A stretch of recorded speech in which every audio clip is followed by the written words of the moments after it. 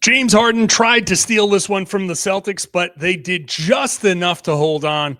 I'll tell you why this win is a bigger deal than it might seem right now on the Locked On Celtics podcast.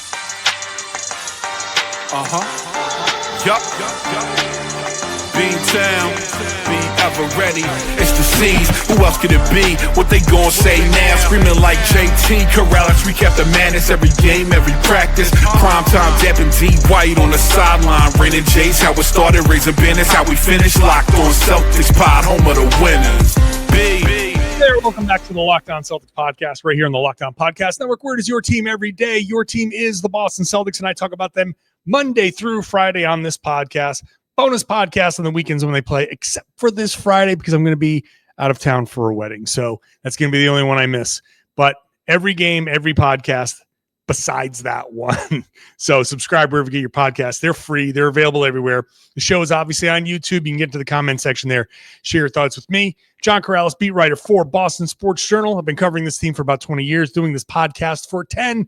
And I've written a couple of books about the Celtics. Today's show is brought to you by Game Time. Download the Game Time app, create an account, use the code LOCKEDONNBA for $20 off your first purchase of tickets, maybe Celtics tickets for something. I want to also thank you for making the Locked On Podcast Network the number one sports podcasting network on the planet. Today, on the number one Celtics podcast on the planet, we're talking about the Boston Celtics surviving against the LA Clippers 121-118. Later on, I'll tell you why this matters and why this might be a bigger deal than you might think. I'll get into some of the individual stuff like Jordan Walsh, complimentary stuff from Tyronn Lue after the game on Jordan Walsh. I thought I'll save that for later. Jaylen Brown, all of that.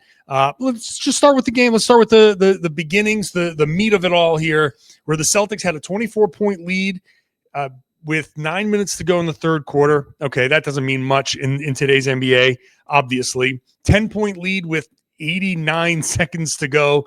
And yet there was James Harden on the left wing, left above the break, with a chance to tie the game and send it into overtime.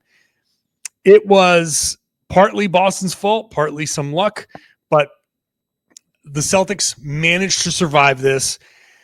Harden was terrible for most of this game, and then he just picked it up with an 18-point fourth quarter. He finished with 37, so basically half of those points in the fourth quarter, doing his usual thing, getting to the free throw line with some questionable foul calls, but he got to the line 15 times. Typical James Harden night. But the Celtics did this to themselves in the third quarter, where offensive rebounds, fouls, they just kind of crushed their own momentum. They got up to 24, and things started to fall apart a little bit. The Clippers won a little bit of a run. The Celtics were fouling, putting them on the line. In the third quarter, the Clippers were 11 of 12 from the line. The Celtics were 0 for 2 from the line in the third quarter. Second chance points. The Celtics allowed 3 offensive rebounds. They allowed 12 second chance points in the third. The Celtics had 1 offensive rebound for 3 second chance points. So the Celtics didn't match what they were giving up. And this is the recipe for disaster for Boston. They were fouling. They put the Clippers on the line. So here are the Clippers in a situation here where the game was going exactly like I thought it would, because the Clippers are obviously a West Coast team. They played in Dallas. They played a double overtime game in Dallas on Friday. This was a day and a half later. So you get 1 day to recover. And then you have to wake up, 3:30 game. Guys are warming up around 1:30, 1 o'clock. That is, 10 a.m. Los Angeles time. They haven't had time to adjust to the new time zone yet. They're basically just waking up. This is a morning game, right? This is you're showing up hours and hours and hours before you would normally show up for a game. So I expected the Clippers to look bad. I expected James Harden to look bad, and he looked exactly like I thought he would in the first few quarters, the first 2.5 quarters. And I thought, look, the Celtics were playing at a great pace. They put up 103 shots. They got up a ton of shots. They took 22 more shots than the Clippers. That's exactly what you want them to do. The pace was good. The tempo was good. They were starting to run them out of the gym. That's exactly perfect. Mwah, chef's kiss until third quarter. Desperation for the Clippers. The game is getting out of hand, and you just start fouling them. And you put them in the bonus early. And next thing you know, they get to stand still and score points. And then they get back and set their defense. And the Celtics have to go up against the set defense instead of running and getting layups and getting cross matched and getting finding the mismatch and attacking that and getting to the rim. All of a sudden, the game slows way down. Now, the Celtics and the Clippers are both last in pace, but the Celtics are middle of the pack in transition frequency, according to Synergy. The Clippers are last in frequency. The Clippers are truly a slow team. They are truly not a transition team, where the Celtics do tend to get out into transition, but they're just not like Miami or, Chicago. They're not the teams that just go out and fly around all the time. The Celtics are kind of in between, but this was a great opportunity to run, and they were doing that. Once the Clippers got a chance to stand still and shoot 12 free throws, you make 11. You scored 11 of 36 points from the free throw line. So it doesn't exactly work the way I'm about to say it, but a normal good quarter, you give up 25 points. That's great. You have 11 free throws. There's your 36 right there. It's not exactly how this works, but it's kind of indicative. You give them an opportunity. Well, you're up 24. They cut it down to 5. You're not boxing out. You give them a bunch of second chance points. You're not crashing. You're not getting the offensive rebounds. All of a sudden, that lead, poof, it goes away. And then the credit for the Celtics is in the fourth quarter, that all kind of stabilized. The Celtics in the fourth quarter, they won the free throw battle by 1 point. They won the second chance battle by 10. They had they lost the one in the third quarter by 10, but then they had 7 to the Clippers 2. So they won that by 5 in the fourth quarter. So you win the second chances, you force the turnovers, you match them at the free throw line. And a couple of those are intentional fouls at the end. There's no doubt about that, but that you build a lead so you can get that and play the foul game. So the Celtics kind of steadied themselves. And this is why I like the win in this one, maybe a lot more. I'm not going to sit here and bemoan the loss of a 24-point lead, maybe like I might have in the past. This one, yeah, absolutely. You cannot do what they did in the third quarter. That is something you need to fix. The fouls, it's small little things, right? You clean up 3, 4, 5 shooting fouls. All of a sudden, the free throw disparity goes from 28. They were 28 of 30. If you clean up 3 shooting fouls, that's 6 free throws that they don't make. So it's 22 of 24. Well, that's a little bit more tolerable, right? That's 6 points that you shave off. Well, now it's a 3-point win. Now you're up 9. If you clean up a couple of rebounds, just a couple in that third quarter, instead of 12 second chance points, you give up 8. So now that's 4 points. Now it's a 13-point game. It's a more comfortable win. That's a game that you win much more easily. And you probably get a little garbage time at the end. So they absolutely have to clean that up. There's no doubt about that. But turning around in the fourth quarter, they were up 5 going into the fourth. They lost it by 2. So basically playing it even.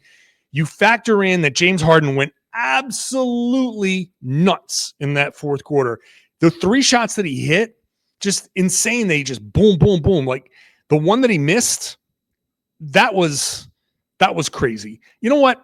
I'm going to come back. I'll talk about that last shot and why there were 3 things wrong, and 2 of them before we even get to whether they should have fouled Ivica Zubac, because the Celtics need to be more aware of that. It was a perfect play by the Clippers. Perfect play. But before I get to Pritchard and White and them finding their shots, I got to talk about that last play and how the Celtics really screwed that up in a few different ways. That is coming up next. Today's show is brought to you by Robinhood. Your ambition just met its match. With Robinhood, you play for the win. Not just on game day, but every day. Locking in on every opening, beating your PR, then beating it again. Channel that drive into your money.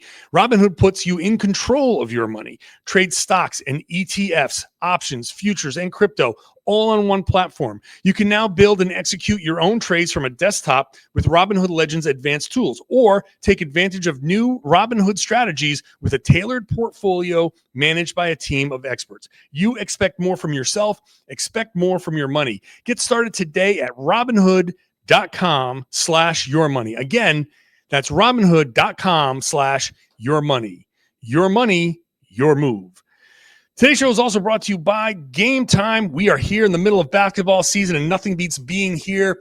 This was a great crowd. It was Kids Day, lots of kids here. This was a great chance for you to open up the Game Time app, get through the hassle. You don't have any surprise fees. Just open up that Game Time app. This would have been a great chance for you to take your kids to a game. Or maybe you're in another city. You want to open up that Game Time app when the Celtics come around. It gives you the advantage. It's your ultimate life hack for scoring amazing NBA tickets, fast, easy, and stress-free. I've used the Game Time app plenty of times. As I've told you before, I like using it when I travel, especially when the Celtics are in the playoffs and the WNBA is in season. It's great to go into some of those cities that have WNBA teams and get a last-minute ticket there. It's very simple. There are no surprise fees. I can see the seat with a view from the seat that I'm going to buy. And if you want, you can do a zone deal. That's a real game changer. You pick the section, Game Time picks the seats, and you'll save big. You can find NBA tickets for sometimes under $25. So take the guesswork out of buying NBA tickets with Game Time. Download the Game Time app, create an account. Use the code LOCKEDONNBA. You get $20 off your first purchase. Terms do apply. That's Locked On NBA, LOCKED, Locked On NBA for $20 off. Swipe, tap, ticket, go. Thank you for making the Locked On Podcast Network the #1 sports podcast network. It's home to this podcast, the Locked On Celtics podcast, which should be your first listen. Locked On NBA Game Night should be your second listen. It covers every game 7 days a week in the NBA on that same feed as the Locked On NBA podcast in the afternoons, debate show style, covering all the big stories in the league, all making this the #1 sports podcast network around. So on that last play, excellent execution by the Clippers. Just purely, they knew exactly what they were going to do. They set it up. Chris Dunn makes a perfect pass to Ivica Zubac, touchdown pass to the free throw line, the opposite free throw line. Zubac takes it, tips it over to Harden. Harden in that left spot, that same exact spot where he had just hit 2 3-pointers. He hit one with 9 seconds left, hit one with 3 seconds left, and then he hit one. He took that one with basically 1 second left. Perfect play. He misses. So #1, the Celtics were talking about, we might have wanted to foul Zubac there, but I think #1 is, why weren't you guarding the inbound pass? Chris Dunn, there's no timeouts. He has to make a full court pass. Why isn't somebody in his face making it difficult for him to see, making it difficult for that angle, making him have to throw it a little higher, the angle, make the angle a little bit different, put a little more air underneath it so somebody on the other end, one of your defenders, can maybe get around and get underneath it and tip the pass. So #1, have somebody on the ball. #2, what were Derrick White it was mostly Derrick White. But Sam Hauser was there too. He was kind of guarding somebody else. But what was anybody doing behind Zubac? Being behind Zubac makes no sense. You're up 3. Zubac, the worst thing that could happen is Zubac catches one over the shoulder and dunks it. And you have 0.8 seconds left with no timeouts. All you do is you run the same thing down the other end. Just throw a touchdown pass down the other end that just gets tipped. Just somebody get a hand on it. Just don't throw it out of bounds. It's impossible for the Clippers to score twice in 1.6 seconds. So why was anybody behind Zubac? So just, that was not great either. And then, so then you get to the 0.3 where, Zubac has it there. Do you foul Zubac? I guess, yes, because Harden was making those shots and you didn't want to give him the opportunity, and you put Zubac at the line. Maybe he misses the first one. I don't even like that. I mean, it certainly makes sense. And yes, you probably should do it. But also, I'm not thrilled with the idea of the Celtics having to box out and prevent a tip in. Like, pick your poison. What's worse? James Harden with a 3-pointer in that situation, or Zubac hitting a free throw and then intentionally missing. And with the way the Celtics rebound, you don't think that somebody's going to tip that in? I don't have any confidence in the Celtics getting that rebound. So I kind of was, hey, if Harden makes it, he makes it. And he didn't. But before we even get to them fouling Zubac, I thought that was poorly defended final second. But hey, listen, that's something where now you watch this in film, you say, okay, if we're in that situation again, up 3 last second, they don't have any timeouts, just guard. Who cares if you get it over your head for 2? It's not going to be a full court. It's not going to be a 90-foot alley-oop. So, I mean, unless you don't do that against Denver with, Jokic throwing the pass maybe, but like Jokic could throw a full court alley-oop to Aaron Gordon. Like that play I would actually believe happened. But outside of that, I don't think it would happen. Anyway, okay, so I'm spending a lot of time on that. It doesn't matter. It didn't go in. Payton Pritchard, he was 8 of 13. He was actually 8 of 10 at one point, and then he missed a few, obviously. But he brought his field goal percentage, his 3-point field goal percentage, up 4 full points with this. So water is going to find its level. I thought Pritchard and Derrick White combined. White was 4 of 8. White hit a huge one in the fourth quarter. So I think we're probably turning a corner when it comes to their shooting. So that was really good to see. That was never a major concern, but you hear these guys talk. Pritchard has talked about, like, I was in a mental funk. And then today after the game, he talked about, I was really tinkering with my form and really overthinking. And he admitted, it's like, I'm an overthinker when it comes to this stuff, and might have gone too far with it. And now he's just saying, hey, I'm going to let it fly. So that's good. This is exactly where you need to be. This is great to see Pritchard, like, don't overdo it. Don't overthink it. Don't,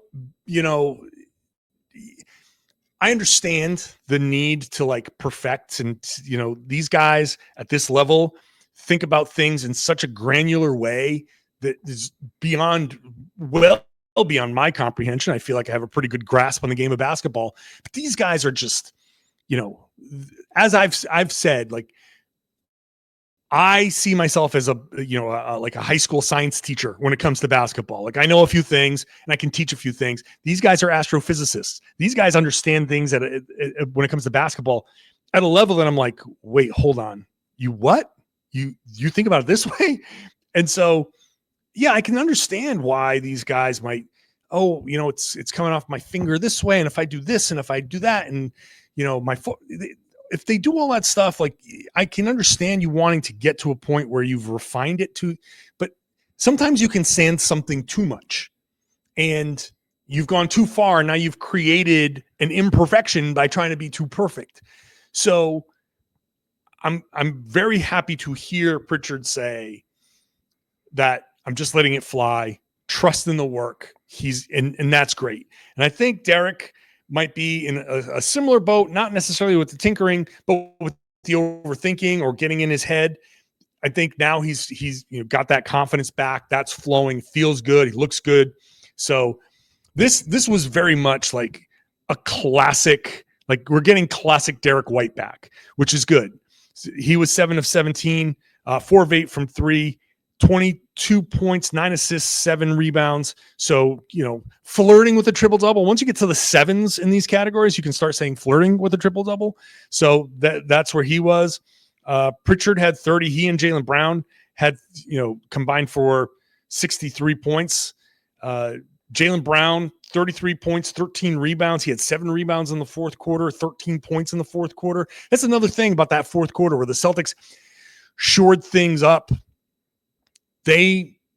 Even though Harden did all his damage like towards the end, Jaylen did his damage earlier. He had 13 points in the fourth quarter to kind of counter what Harden did. So it was just really good to see the Celtics kind of level off in that fourth quarter. And you make shots, you prevent them from coming all the way back. You execute the Payton Pritchard to Jaylen Brown dunk with, was it 15 seconds to go or so? The press break, that's something you haven't seen executed, right? The Celtics broke a press. They didn't screw it up. They didn't turn it over. They broke the press. They got a dunk and got it to 5. That was important.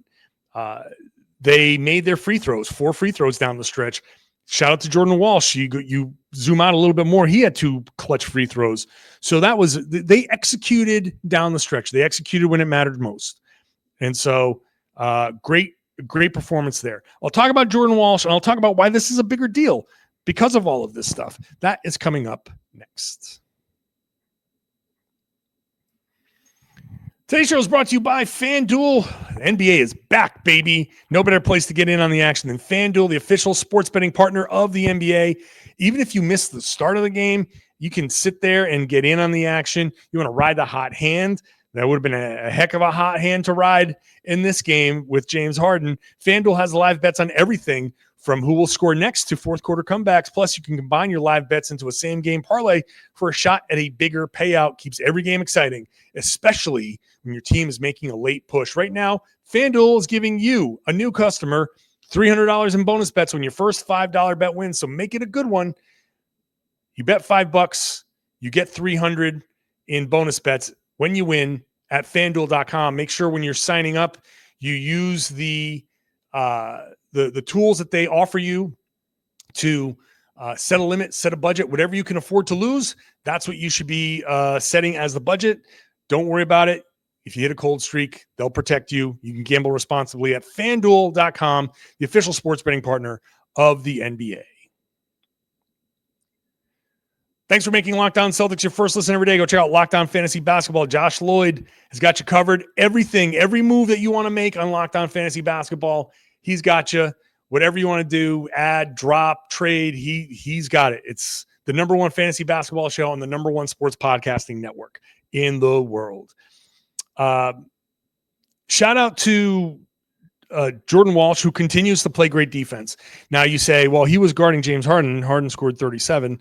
Well, he wasn't the only one guarding Harden, and I thought he guarded Harden very well. After the game, Tyronn Lue was very complimentary of Jordan Walsh. He said, I thought he did a great job just competing with James, just denying him the basketball, picking him up full court, making it tough on him. He did a great job, and you need guys like that on your team. So that's, very nice thing to hear from the, head coach of the other team. Walsh, not perfect, but he's finding a way to use those long arms of his to get in there and poke the ball free. With him and Minot, you have 2 guys of similar ability, similar capabilities, and they, you can put those guys on the other team's best player. It doesn't have to be Jaylen Brown. And I know Jaylen likes to be that guy, but he doesn't have to be that guy. You can take some of the pressure off of him. And I appreciate that Jaylen wants to do that. But right now with this team, Jaylen's working extraordinarily hard to score. He's working very hard to score the ball. Put him on somebody else like they did in this game and let Jordan Walsh do the heavy lifting. Jaylen will switch. He'll get his times on Harden. He's not going to shy away from those assignments, but take advantage of the guys you have. Don't waste Jordan Walsh's defensive ability on somebody else just because Jaylen wants this assignment. I appreciate that very, very much, but doesn't have to be that way. So I liked that he got the assignment on Harden. I liked that he did very well for most of the game. He did well.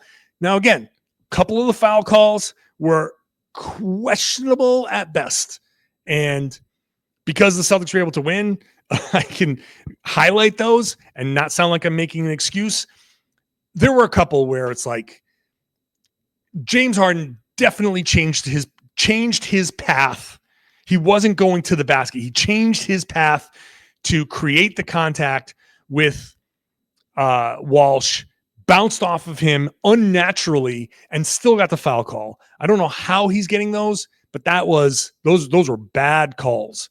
And hopefully the league reviews those with these refs. But that's the type of play that they're trying to legislate out of the game. You don't want a player to influence the game by manipulating it. And I think the NBA has kind of established that in recent years.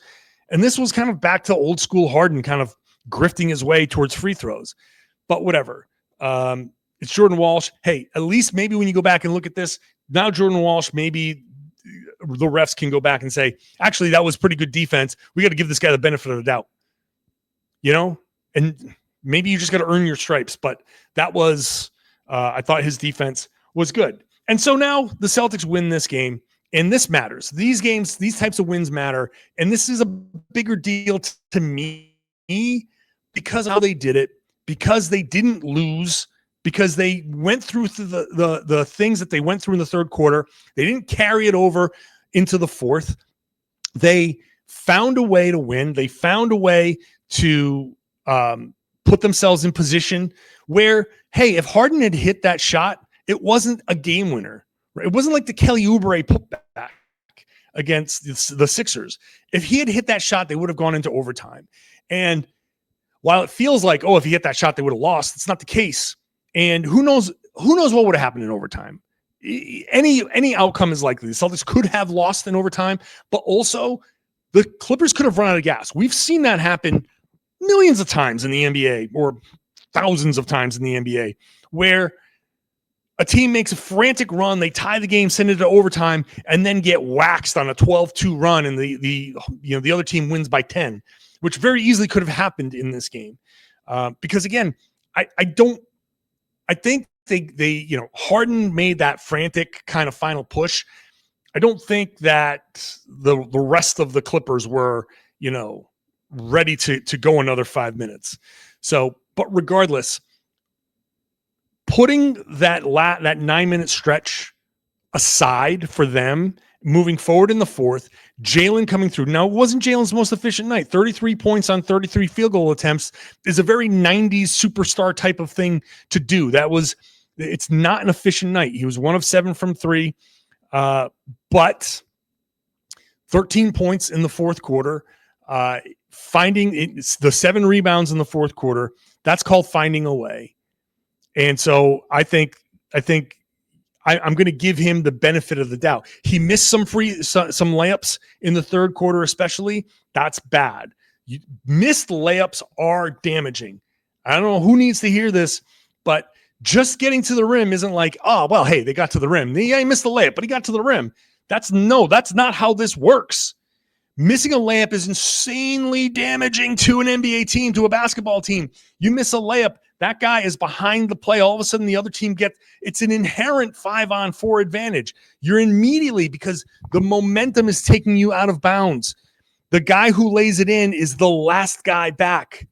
And either he thinks he got fouled and he's turning to a ref, or maybe he fell, or maybe he's just mad at himself. He's behind the play. Those plays always seem to turn into something, at least an opportunity for the other team. And so, yes, Jaylen and he was down on himself after the game. He had some missed layups. The Celtics missed some layups, and you can't have that. You have to clean that up. But Jaylen missed those layups in the third quarter, but found a way in the fourth. The Celtics found a way to execute in the fourth. Like I said, Jordan Walsh hitting those free throws. Jordan, Derrick, Payton, all hitting free throws, executing that fast break to get that dunk, to make it so the worst thing that could have happened was a tie game, right? Whereas the past, like this season, the Celtics put themselves in position to lose those games. And so this is an important win. The results matter, like I said after the last game. The results matter, and this is a result that matters to me because they found a way to do it. And found a little bit more poise, just a little bit more poise than they had the last time. Incremental progress. And now here the Celtics are at 7-7. The Celtics started the season 0-3, so they're 7-4 in their last 11 games. That's really good. 7-4, that's great. It's a 60-something win percentage. At 7-7, the Celtics need to win like 55% of their games, and they get to that 44, 45 wins that I think has been on the high end of most people's predictions. And if you, obviously, the more you win, you get 46, 47. It's all still within reach. Very reasonable results are within reach. So this is an important win. Figuring out how to win a game like this. Forget that the opponent was in a bad spot for sure. I get it. You need to win this. Now you got Brooklyn twice. This is an important stretch. Brooklyn twice. At Brooklyn Tuesday, Brooklyn at home on Friday. You win those two games, you're 9-7. Now you're looking good. Now you have yourself a little bit of leeway. You put yourself in a position now where you're stacking those positive results. I will be here after the road Brooklyn game, the home Brooklyn game on Friday. I'll have to catch up on that. I'm going to be out of town at a wedding. So that's the one game that I haven't missed the game in forever. So, but just so you know, Friday night, do not expect, but I will be here every other game. So make sure you're subscribed. The show's free. It's available everywhere. It's on YouTube. I'd love to have you become an everydayer. Join me every Monday through Friday. However you want to listen to the show, or if you want to watch the show on YouTube, do that. Get into the comment section. Share your thoughts with your fellow Celtics fans, with me, and then share the podcast. Tell everybody they should be listening to and watching the Locked On Celtics podcast here on the Locked On Podcast Network. Your team every day.